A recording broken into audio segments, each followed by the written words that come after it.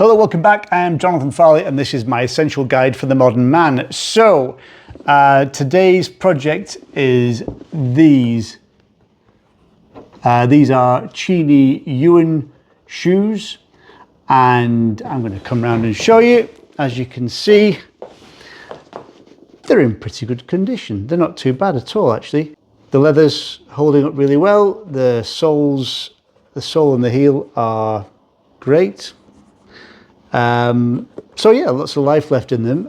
But the elephant in the room is these creases. And as you can see, a massive crease behind the toe cap and one even further back there. So today we're going to try and get rid of the creases, do some polishing and get the colour all sorted out, and hopefully, here's one I prepared earlier, we'll get it looking something like that. And as you can see, the creases are all gone and there's a nice polish to it. So haven't quite finished this one yet because we still need to do some colour correction, but basically the job with removing the creases and getting a bit of luster back to the leather, that's what I want to focus on today. So job one, as ever, take the laces out,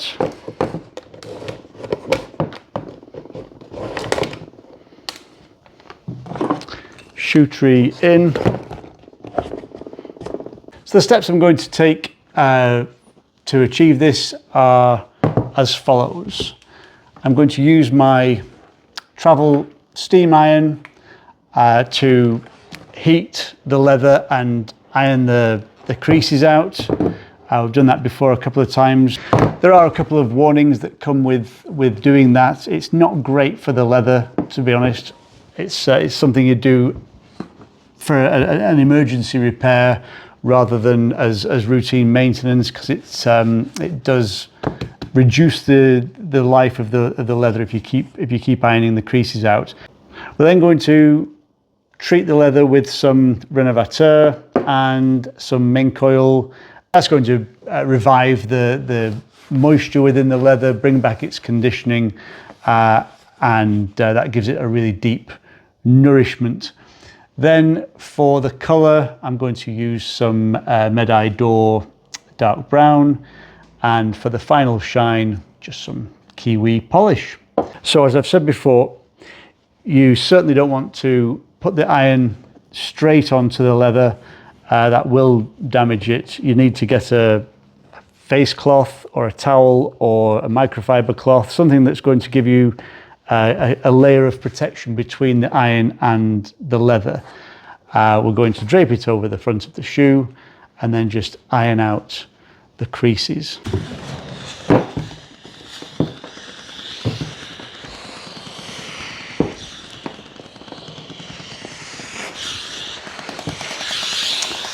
Got to check after each pass that the condition of the leather. Already you can see the creases coming out.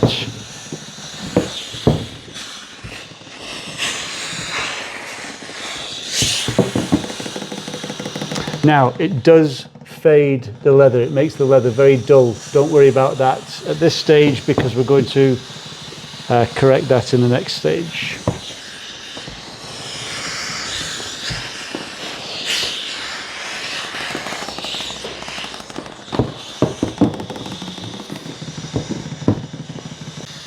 As you can see, I'm trying not to leave the iron or the heat in contact with the shoe any longer than it needs to be.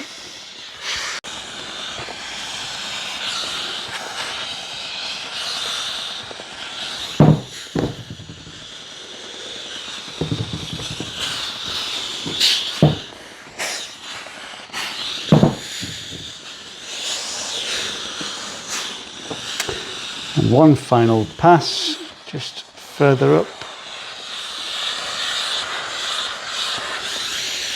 Turn that off.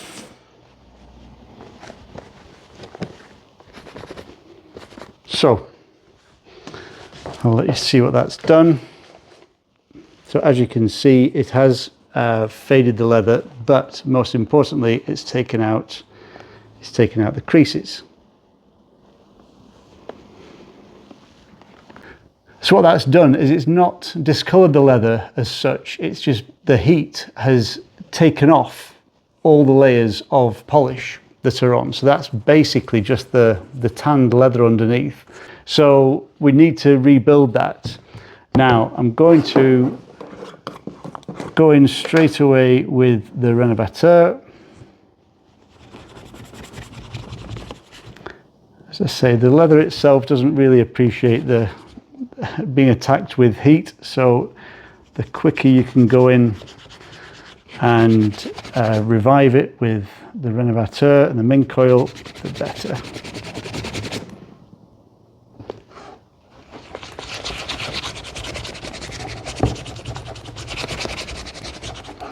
Now these are, as I say, these are Cheaney Ewan shoes.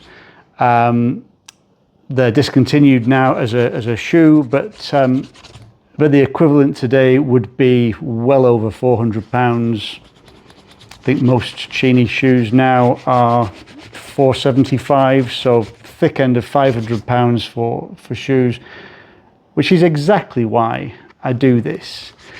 I love shoes. I've got over 50 pairs of shoes, and there's no way I'm paying £400 for a pair of shoes. Every single pair of shoes that I own are from eBay. They would all retail for £100 to £500. When I say this is the essential guide for the modern man, what I mean is this is how I was brought up. I'm trying to pass on the skills and knowledge that I've acquired from my dad, from my older brothers, from family, and I think it's something that's lost these days. We have such a throwaway society where things are seen as disposable, and you know, I would like to encourage people to be a bit more like this. So, as I've said before, you know, when you buy a really nice pair of shoes, you're not just buying the name, you're buying a heritage, you're buying a history of shoemaking tradition. And ones like Cheaney, Lokes, Grensons, Churches, they're Crockett and Jones, Russell and Bromley. When you buy from any of these companies, you're getting proper quality, and it's quality that's going to last a lifetime. Looked after properly, they will last a lifetime. So when you can pick them up for £20 to £40 on eBay, in charity shops, thrift stores, then it's a great way of getting yourself a pair of quality shoes for a bargain price. So what I'm going to do is just give them a brush.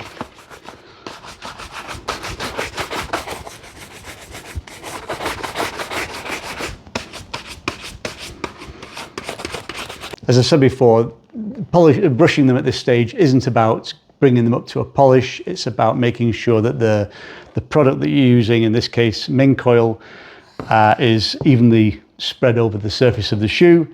So I'm going to leave this now for an hour or so, and we'll come back and do the next stage, which is the shoe cream. So that's it after an hour. As you can see, hopefully the leather is now a bit more dull than it was. That's because the products, the Mink oil and the Renovateur, have had a chance to absorb in. So next we're going to go with the shoe cream. And in this case, it's a Saphir Medi d'Or. Again, you can use an applicator, you can use a cloth, but as I've said before, I prefer to use either a gloved hand or just my bare fingers.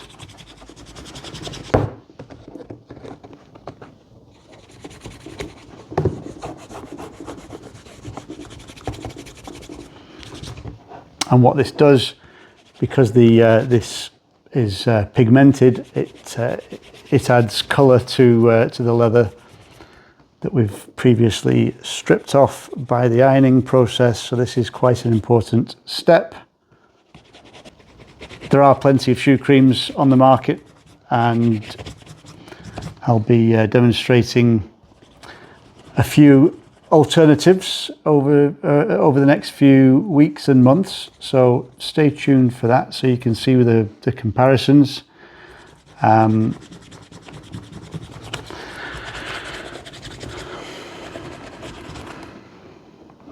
Now, what I'm actually going to show as well is the technique that I use for buffing and polishing the shoes, because I think that's quite an important or often overlooked part of the process.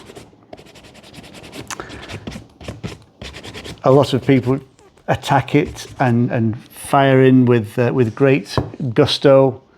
I'm going to show you the technique that I use just now. So, horsehair brush, nice and soft, and I hold the shoe by the heel so I get access to the full shoe, so I can rotate it. Start off with one side and use very gentle, very long strokes. Now, the point about this is that you're not pressing on hard. It's not about pressure, it's about friction. So a gentle, you're just kissing the surface of the leather with the brush. The other side.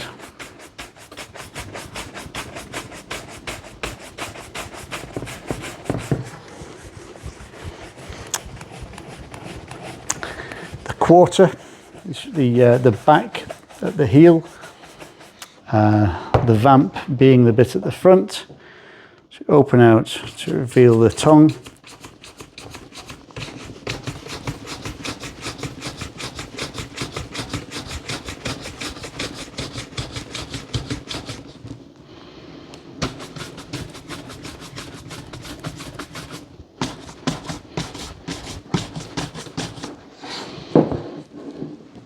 That's the result after just the buffing, the brushing.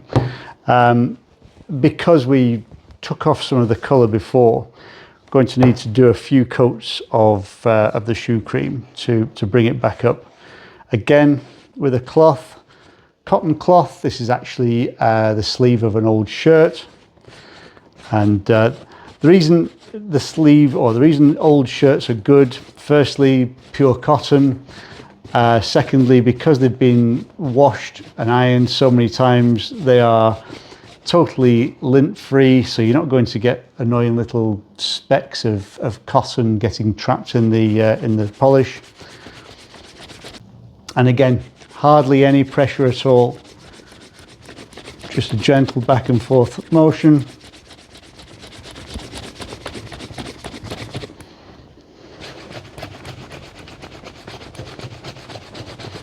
And take your time is the real key.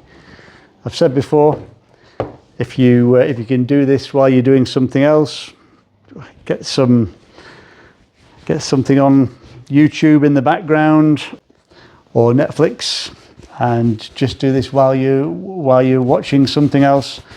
But if you can take your time over it, then it's a very therapeutic process.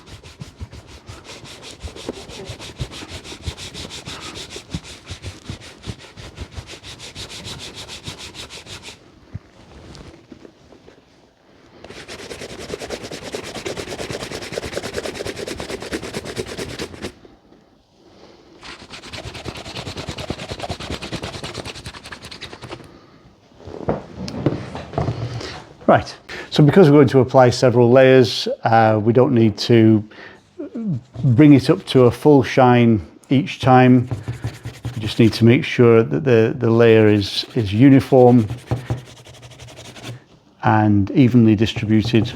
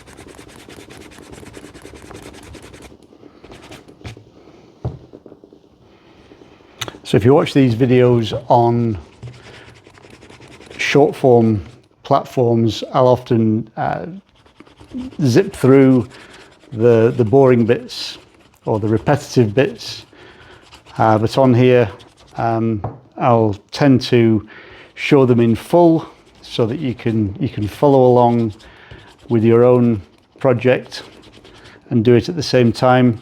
Obviously, each pair of shoes and each project is going to require different amounts of time. Everything's going to be in a different starting condition and need different products applied to it. So it's not going to be exactly the same each time, but at least if I keep it at normal speed, it gives you a chance to follow along.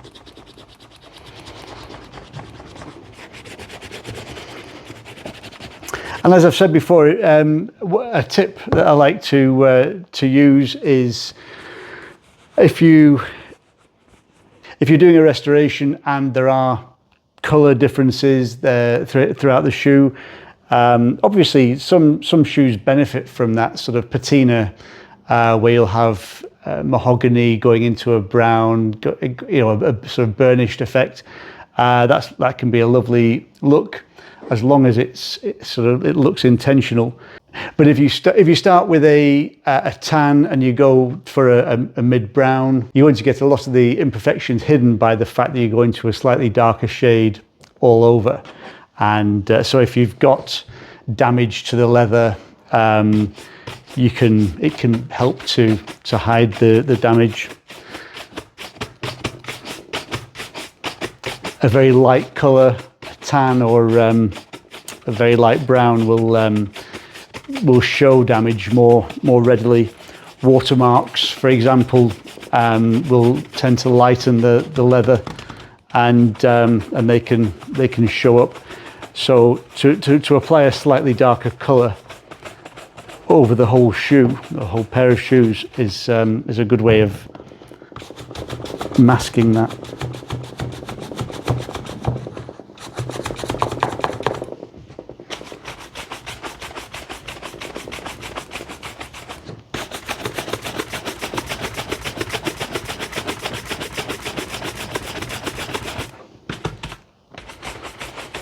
Right, great stuff. Cloth now, and again, just gentle strokes, just until you start seeing the shine coming through, and then you can apply a little bit more pressure.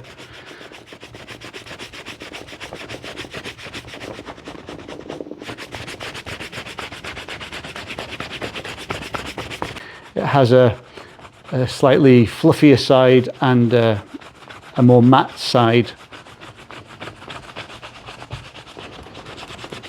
And I start off with the matte side, which doesn't have the same fluff to it. The fluffy side is good for the final polish, the final buff, and the matte side is good for getting started.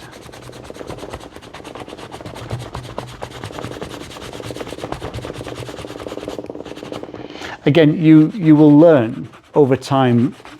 Once you use different cloths, different brushes, different products, you will learn what works best for you, for your technique and for your shoes. I think if you go back over the different videos that I've done, there aren't two that are the same, exact same technique and exact same set of equipment. I do it slightly differently every time, and again, that depends on the nature of the project, the shoes themselves, and what we're facing.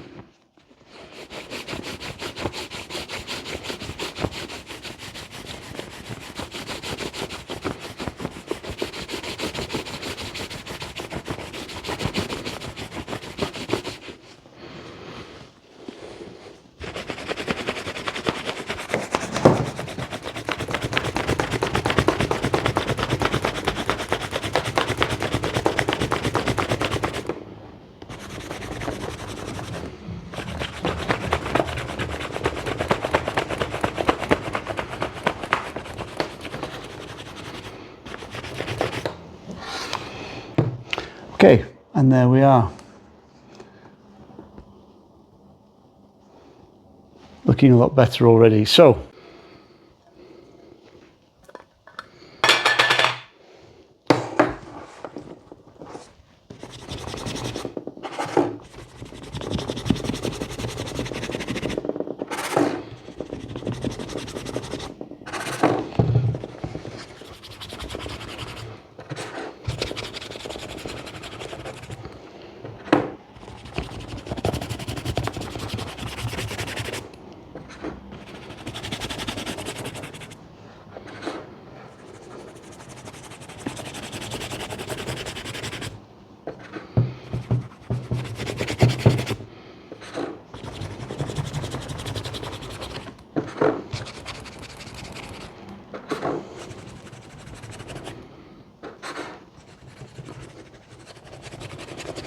somebody commented on a previous video, you shouldn't show people that you should put your fingers in the polish and in the shoe cream. What if the person's allergic to shoe polish? And yes, this is a very fair point. What if you're allergic to cotton? What if you're allergic to leather? You can literally be allergic to anything.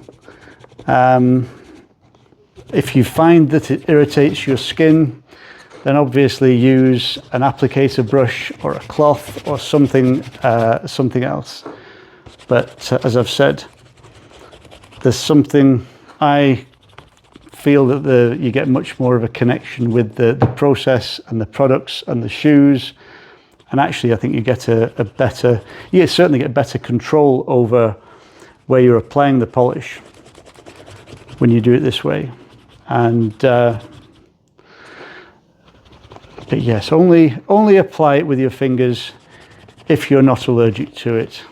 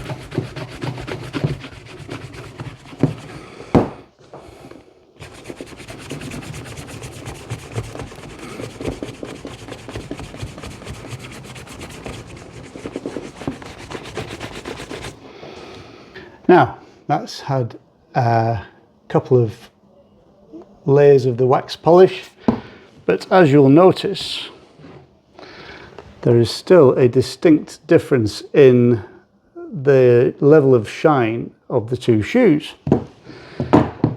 So, how do we achieve that? Well, this is where the mirror shining technique comes in. Normally I would just leave it with a nice ordinary shine, but just to show you what we can achieve with a little bit of patience and a little bit of technique, we can build up. I won't go for a full mirror shine. If you've seen properly mirror shined bulled boots, bulled shoes, you can literally see your face in them. This is more of a semi mirror shine, and it's quite simply a bit of polish, a bit of water, and just concentrate on the toe cap.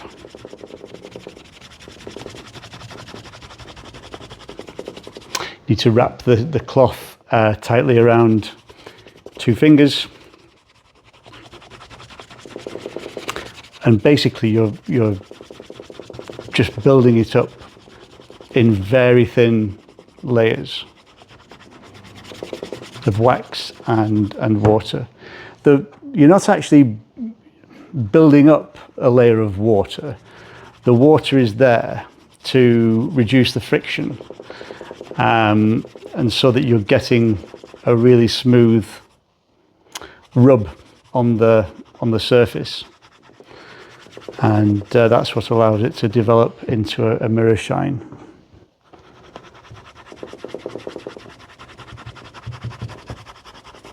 So the way to do this is to feel the friction. When it starts to feel as though you're getting a bit more friction, you need a tiny bit more water.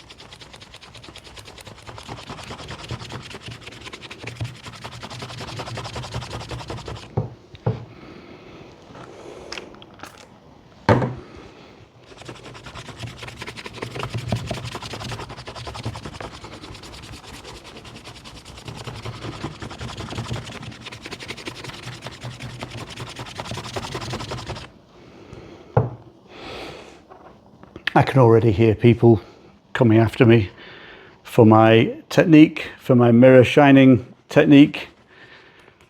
Shouldn't do that, shouldn't do that. I am a novice at this, as you can tell. I have only just started mirror shining, and I'm still learning. This is the technique that works for me. Everyone will have their own way of doing it, and if you have improvements on this, this is just water that I'm using. Some will say a mix of isopropyl alcohol. Some will use ice to cool down the wax. There's loads of different techniques that I've come across, and this is just kiwi wax and water.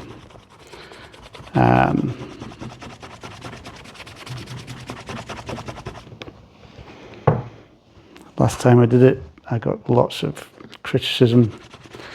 Now, I don't mind criticism. I don't mind people having opinions and giving advice. It's when it's meant mean-spiritedly, if that's a word. People just having a go for the sake of having a go. That's when it's not nice. But you know, if you mean well and you want to share knowledge, then by all means share your knowledge. Just be respectful.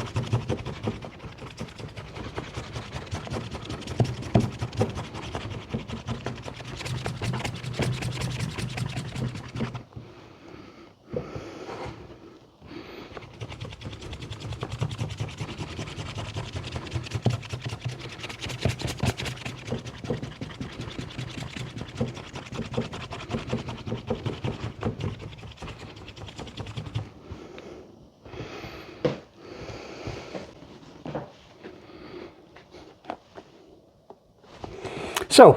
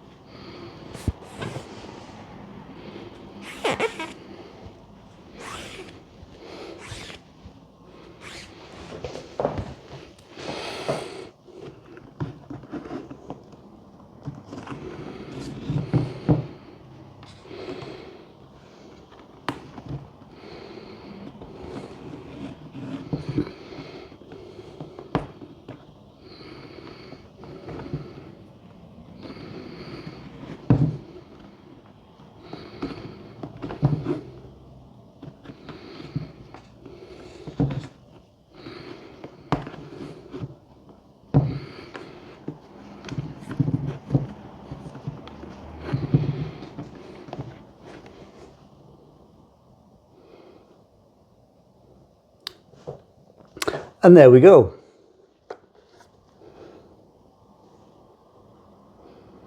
So I hope you can see the difference. And we now have a matching shine on the shoes. Yeah, so now we have a